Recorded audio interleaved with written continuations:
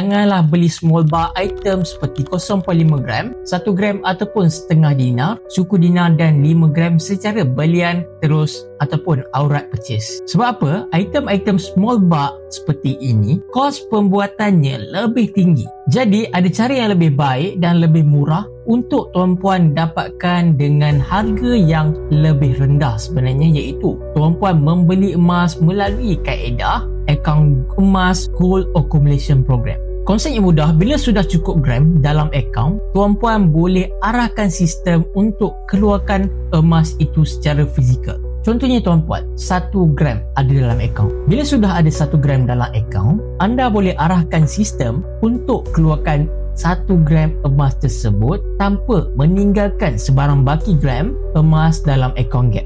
Ataupun nak kumpul 5 gram, boleh tuan-puan. Kumpul saja sampai ada 5 gram dalam akaun dan terus boleh keluarkan item 5 gram on the spot. Jadi, itu cara yang lebih murah untuk tuan-puan dapatkan small bar item seperti ini. Bagi yang berminat nak mulakan tabungan emas melalui akaun emas Gold Accumulation Program di Public Go, tuan-puan, anda boleh rujuk profil saya. Saya sediakan pin video dan tutorial untuk daftar akaun secara percuma.